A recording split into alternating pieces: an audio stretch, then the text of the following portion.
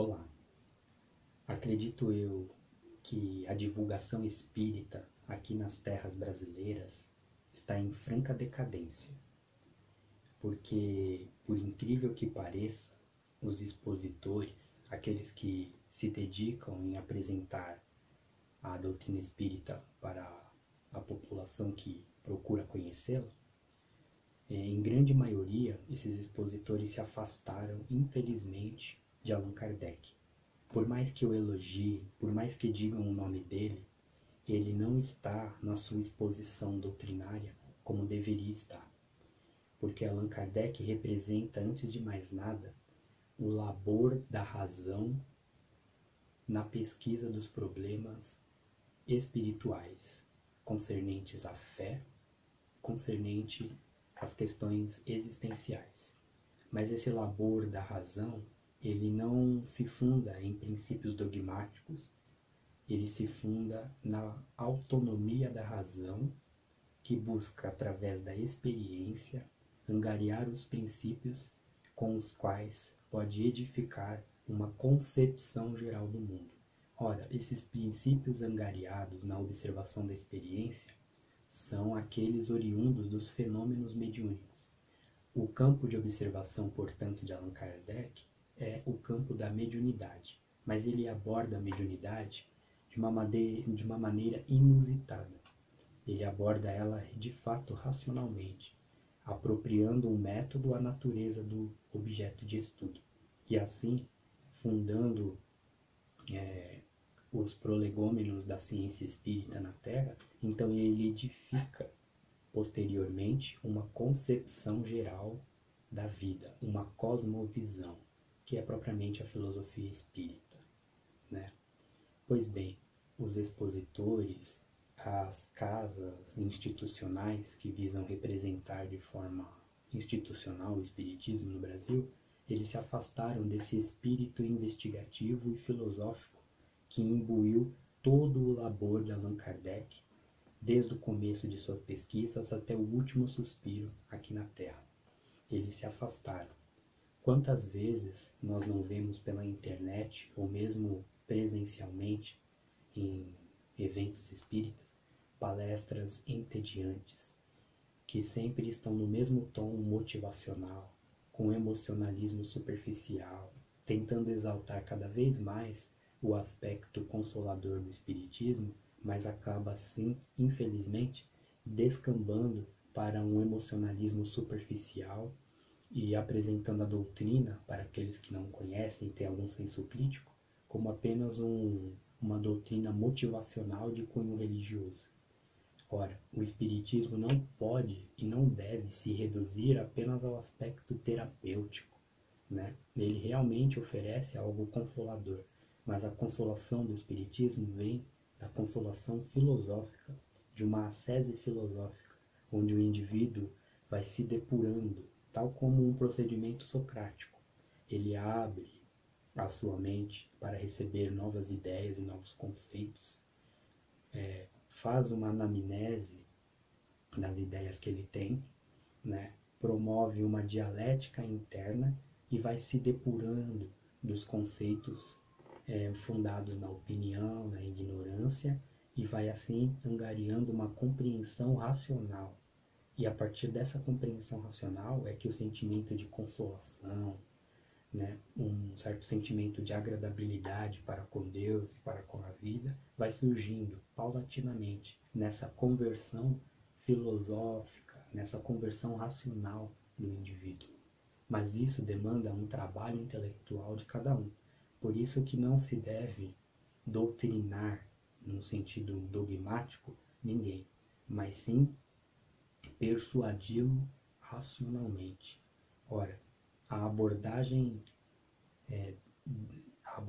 doutrinária, hoje em dia, ela é excessivamente doutrinária, catequética, né?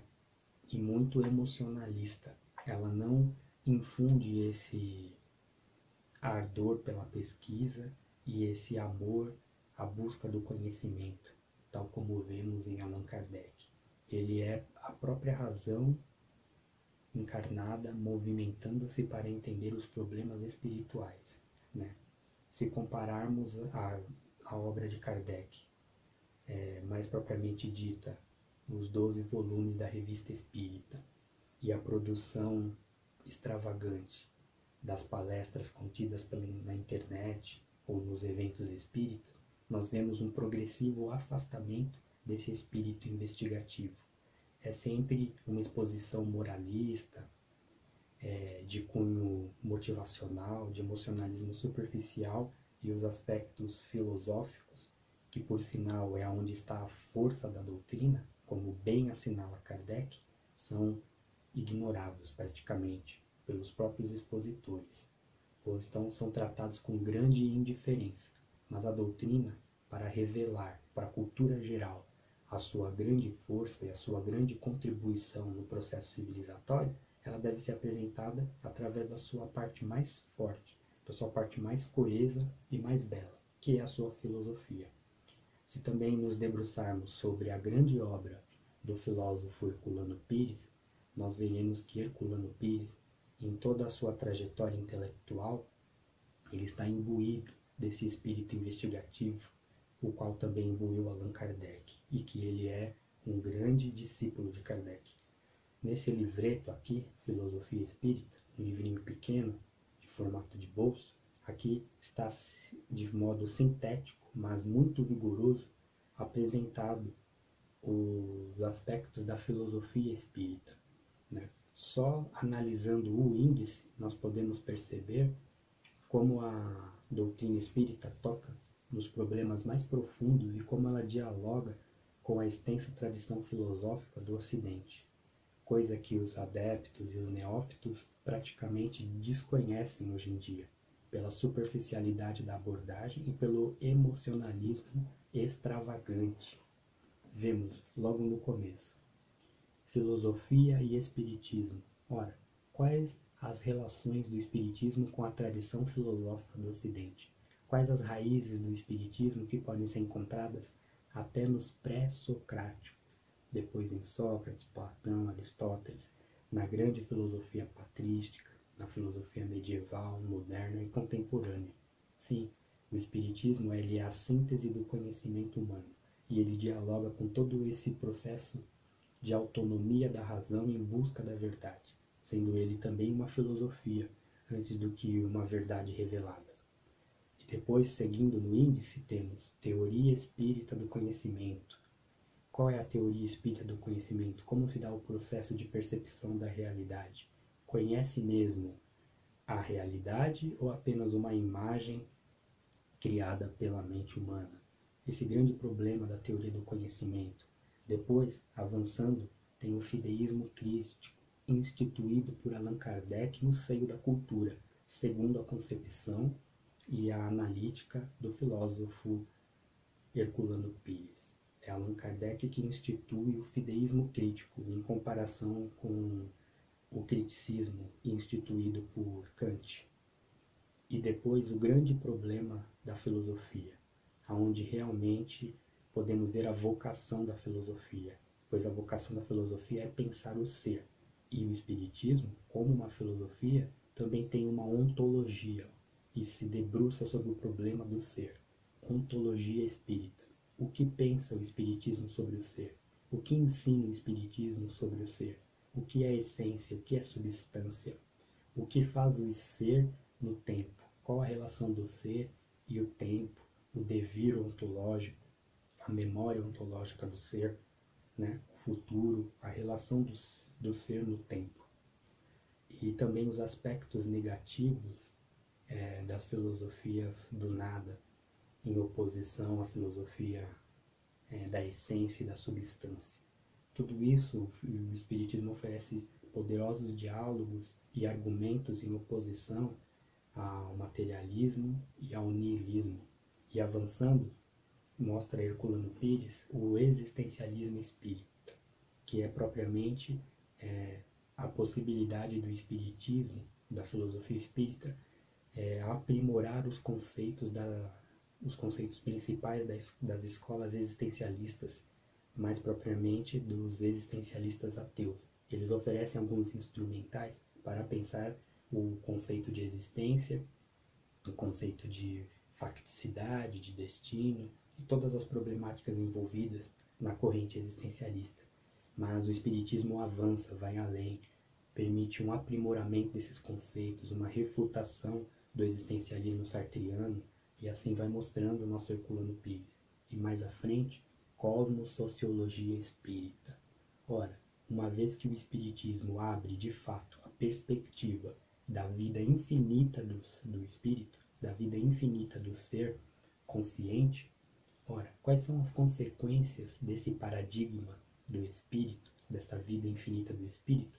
Quais são as consequências no seio da cultura, no seio das relações sociais, que extravasam o orbe terreno e vão repercutir no todo, no cosmos, né? Vemos então uma problemática muito rica e já está implícita, está contida no corpo doutrinário, mas não é desenvolvido, não é conhecido, não é abordado e, infelizmente, não é divulgado, porque não se conhece o espiritismo.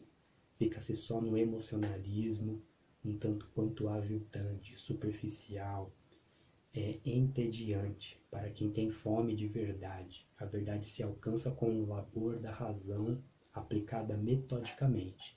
E quem fez isso na esfera dos conhecimentos espirituais, dos problemas espirituais?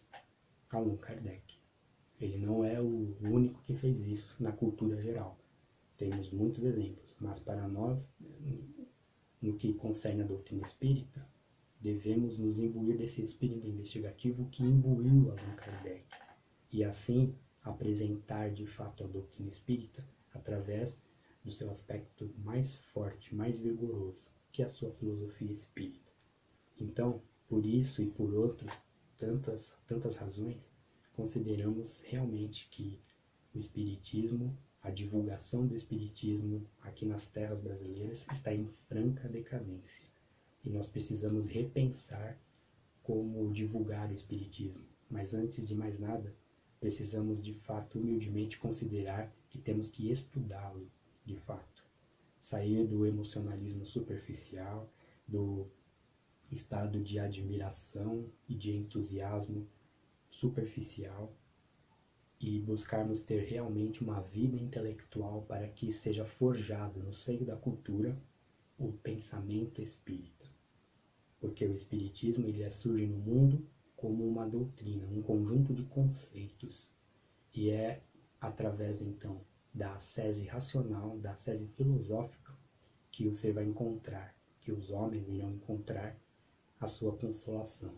E não por um entusiasmo superficial que surge repentinamente e desaparece repentinamente também, porque não está fundado, não está sendo sustentado por algo substancial, que só pode ser a compreensão filosófica da existência. Jesus escolheu a apresentação da doutrina através da via filosófica, não da via dogmática e nem da via mística propriamente dita, mas da via filosófica. Então nós devemos respeitar realmente esse aspecto filosófico do espiritismo e trabalhar por uma divulgação que fomente esse espírito investigativo no seio dos neófitos e dos adeptos que porventura acabem se simpatizando com a doutrina espírita. Acho que é somente por aí que podemos de fato divulgar a doutrina espírita e não uma pseudo-imagem de uma doutrina motivacional um tanto quanto entediante, simplista e superficial. É isso. Muito obrigado.